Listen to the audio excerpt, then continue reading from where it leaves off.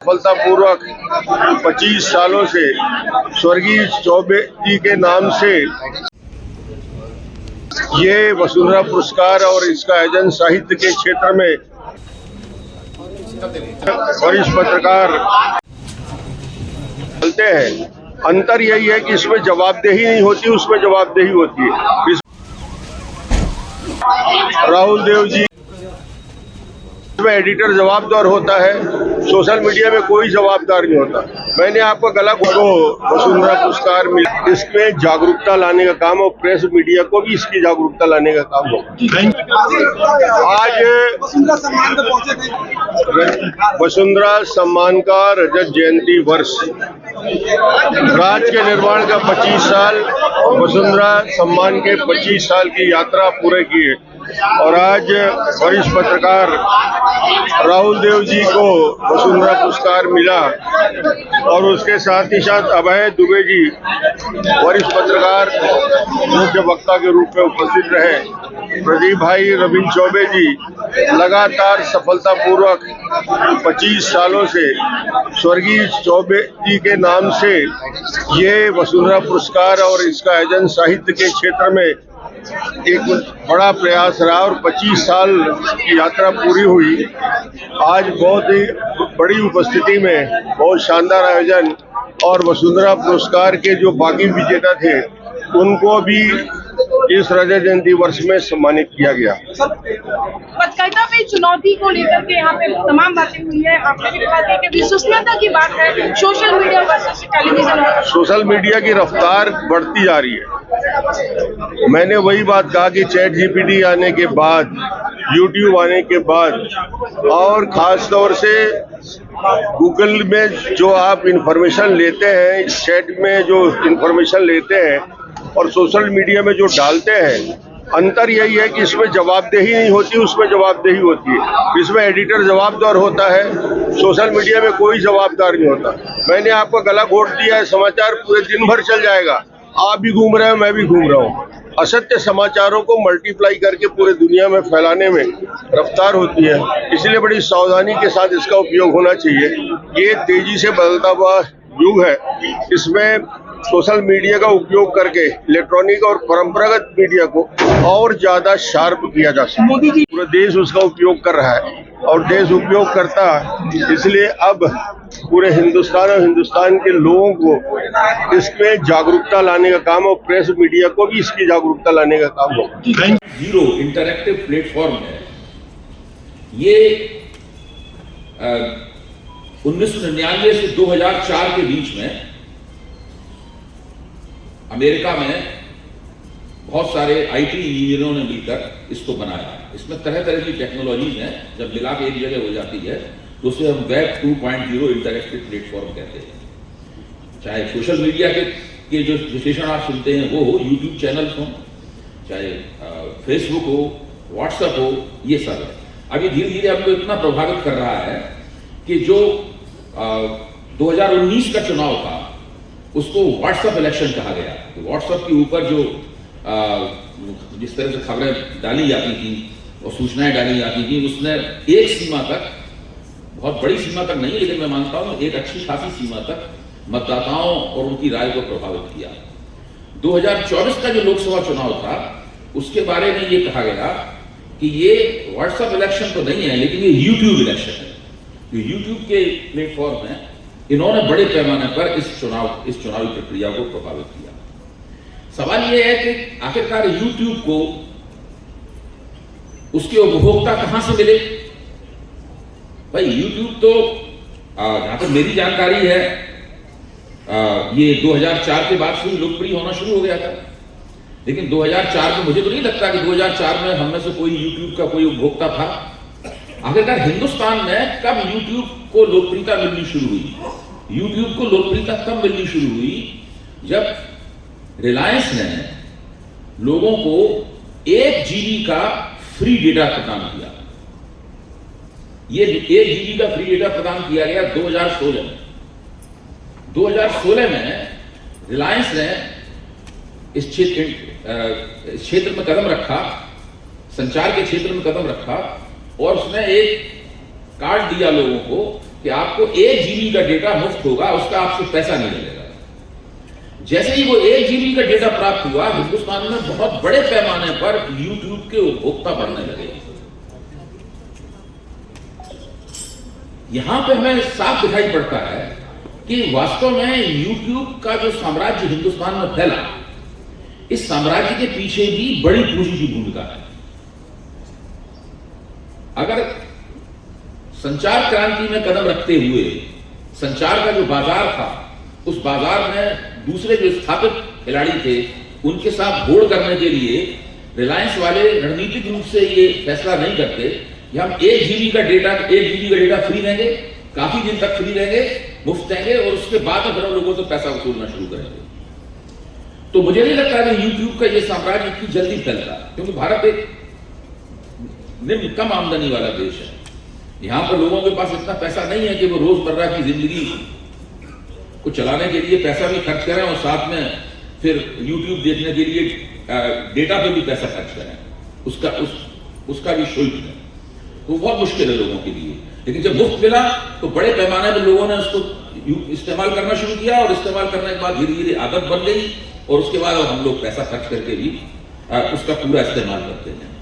तो यहां पर देखिए, जो बड़ी पूंजी है, जो कारपोरेट पूंजी है, वो मीडिया के अन्य हिस्सों की तरह हमारे सामने मौजूद नहीं है। वो उस तरीके से मीडिया का स्वामित्व उसके हाथ में नहीं है, लेकिन वो बगल में बैठी हुई है।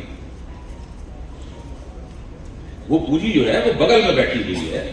उसके बाद ये भी हम लोगों को नहीं पता है कि यूट्यूब का इस्तेमाल कर रहे हैं, फेसबुक का इस्तेमाल कर रहे हैं, व्हाट्सएप का इस्तेमाल कर रहे हैं। तो दुनिया की जो बड़ी बिग टेक कंपनियां हैं, वो किस तरीके से हमारी पसंद को नियंत्रित कर रही हैं, हमें यह भी नहीं पता। तो कुछ अदृश्य शक्तियां भी हैं जो हमारी चॉइस को, हमारे चयन को और हमारी पसंद को प्रभावित कर रही हैं, और बड़ी होशियारी के साथ में एल्गोरिथम के जरिए उसको एक खास मोड़ दे देती है। मसलन मैंने एक वीडियो बनाया आज यूट्यूब के ऊपर। उस वीडियो में हम लोग कुछ कीवर्ड्स डालते हैं, मतलब तो अगर गुड़गांव, दिल्ली के पास में जो गुड़गांव है, गुड़गांव में जो भारत में यूट्यूब के जो मुखिया बैठे हुए हैं, अगर वो चाहें तो उन कीवर्ड्स को दबा सकते हैं, उनमें से कोई एक कीवर्ड को दबा सकते हैं। तो जिस चीज को हम प्रमुखता देना चाहते हैं, वो उस चीज को प्रमुखता वहां पर नहीं मिल पाएगी, वो चीज दब जाएगी। ये सब खेल जो हो रहे हैं, क्यों वो हम लोगों को पता नहीं।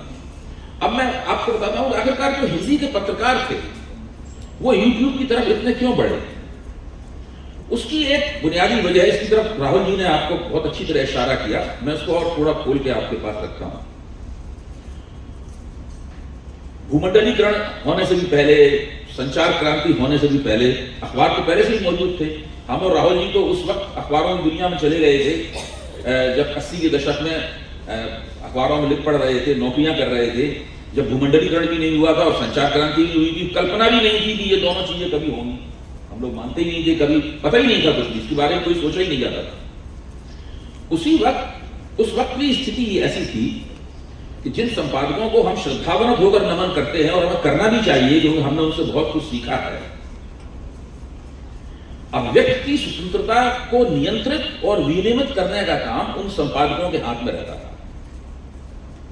वो मालिकों के आदेश के मुताबिक ये तय करते थे कि उनके स्टाफ में, उनके अखबार में काम करने वाला जो पत्रकार है, चाहे वो रिपोर्टर हो, चाहे वो डेस्क पर काम कर रहा हो या वो संपादकीय लिख रहा हो, वो अभिव्यक्ति की स्वतंत्रता का किस हद तक उपभोग कर सकता है। जब वो खुश होते थे या उन्हें कुछ सुविधा होती थी या फायदा देता था, तो अभिव्यक्ति स्वतंत्रता का खूब उपभोग आप कर सकते थे। लेकिन जब वो नहीं चाहते थे तो आपकी स्वतंत्रता फौरन सीमित हो जाती थी, और इतनी सीमित हो जाती थी कि एक क्षण आपको लगता था कि आपको दरअसल फ्रीडम ऑफ एक्सप्रेशन नाम की चीज है ही नहीं आपके पास। अच्छा, हम सब लोग काम करते थे अखबार में, लेकिन इस बात का एहसास नहीं था। हम तो मानते थे कि हम अभिव्यक्ति की स्वतंत्रता का उपभोग कर रहे थे। जब मैंने राजकिशोर जी की एक किताब पढ़ी, इसका शीर्षक था पत्रकारिता के पहलू, पतली सी किताब है, और आजकल तो कहीं खो गई है किताबों की दुनिया में, लेकिन सबको जरूर पढ़ना चाहिए। तो उसमें उन्होंने एक लेख में दिखाया था कि संपादक जो है वो अखबार का तानाशाह होता है। वो जो चाहता है, क्यों चाहता है वो संपादक ही जानता है। तो मालिक से आदेश मिला है या किसी राजनीतिक दल के नेता से आदेश प्राप्त हुआ है या उसके अपने वो जिस विचारधारा में चलता है वहां से आदेश आ रहे हैं, क्या हो रहा है किसी को नहीं पता है, संपादक को ही पता है। संपादक जितना चाहता है उतना ही आपको आजादी मिलती है और दरअसल वो अभिव्यक्ति की आजादी में कटौती करने का सबसे बड़ा कारण है। तो जो न्यूज रूम है जिसमें बैठ के हम लोग खबरें लिखते हैं, इसके बगल में असिस्टेंट एडिटर बैठ के संपादकीय लिखता है, जिसमें मीटिंगें होती है आज अखबार में क्या जाएगा क्या नहीं जाएगा, दरअसल वहां रोज प्रतिदिन तय होता है कि आज अभिव्यक्ति आजादी का आप किस सीमा तक उपभोग करेंगे। और चाहे वो अंग्रेजी का पत्रकार हो चाहे हिंदी के पत्रकार हो, ये सबके लिए समान है। यहां तक कि अंग्रेजी के अखबार में जो कुछ होता है हिंदी के अखबार में उसकी ठीक ठीक नकल होती है। ज्यादातर अंग्रेजी के अखबार जो है वो उनका पूरा ढांचा, खबर लिखने का पूरा तरीका ऐसा नहीं है कि हिंदी में कोई मौलिक तरीके से खबर लिखने के तरीके खोज लिए हैं। इसलिए समाज विज्ञान में है ना, समाज विज्ञान में जो रिसर्च आर्टिकल लिखा जाता है वैसे ही रिसर्च आर्टिकल जब मैं हिंदी में समाज विज्ञान लिखता हूं तो हमारा ढांचा ठीक ठीक वही होता है। अभी तक हिंदी में कोई मौलिक अनुसंधान लेखन का तरीका नहीं खोज पाया गया है। इसी तरह पत्रकारिता की सारी विधियां, सारी तरकीबें, सारे सिद्धांत अंग्रेजी से आए हैं। अभी भी पत्रकारिता के विश्वविद्यालयों में जो पाठ्यक्रम है वो सारे के सारे अंग्रेजी में ही है, कुछ भी हिंदी में नहीं है। हिंदी में हम सब लोग उनकी नकल करते हैं और नकल करने में हम कितने कुशल हैं, कितनी खूबी के साथ नकल करते हैं, उसमें कैसे बढ़िया तरीके से 19-20 का हेर फेर करते हैं ताकि हम लोग समझें कि हिंदी की लगे नहीं देखने में नकल है। मतलब ये बहुत ही एक कड़वा तथ्य है, इसको आपको हम लोगों को ध्यान रखना चाहिए। ये अखबारों में तमाम घटित होता है। ये चीज जो होती है वो एक पत्रकार के मन में हमेशा एक तलखी पैदा किए रहती है, उसके मन में हमेशा एक फांस रहती है उसमें कि हम पत्रकार भी हैं, अभिव्यक्ति स्वतंत्रता के पैरोकार भी हैं, उसको बरतने वाले भी हैं, लेकिन इसके बावजूद हम उसका पूरी तरह उपभोग नहीं करते। तो पत्रकार की तमन्ना यह है कि कोई उसको बताए ना कि आप समाज की सेवा कैसे करें। खद्दर के कपड़े पहने हुए कहीं पे वर्किंग कमेटी की बैठक हो रही हो, वहां से कोई निर्देश और वहां से कोई सहायता ना आए, या कोई प्रतिनिधि सभा में किसी की बैठक हो रही हो भगवा झंडे के साथ, वहां से कोई निर्देश ना आए, या किसी पोलित ब्यूरो की सेंट्रल कमेटी की बैठक हो रही हो कम्युनिस्ट पार्टी की, वहां से कोई निर्देश ना आए, हमको खुला छोड़ दिया जाए। हर पत्रकार की तमन्ना है कि हमको खुला छोड़ दिया जाए, हम अपने हिसाब से तय करेंगे। आप कहें ना कहें कि नौकरी करने की मजबूरियां आपको ये बातें नहीं कहने देती। इसलिए जब पत्रकारों को पहली बार ये 2.0 इंटरएक्टिव प्लेटफॉर्म टेक्नोलॉजी मिली और उनमें से बहुतों को नौकरी से निकाल भी दिया गया था। क्यों निकाल दिया गया था ये मैं आपको बाद में बताऊंगा। तो वो उन सब लोगों ने इस अवसर का जमकर उपयोग किया और अपने अपने उन्होंने प्लेटफॉर्म खोले। आज आप देखिए, मैं एक लिस्ट लाया हूं अपने साथ में बताने के लिए आपको। ये मेरे पास 30 top political commentators on YouTube, इनकी 30 की सूची है। मतलब किसको कितने ज्यादा व्यूअर्स, कितने ज्यादा दर्शक मिलते हैं रोज और उसको कितना बड़ा हिस्सा उनके पास है, ये सबसे पहले 30 हैं। और इनमें से अगर आप छांटें, जिन पत्रकारों को मैं व्यक्तिगत रूप से जानता हूं उसमें देखें तो इन 30 में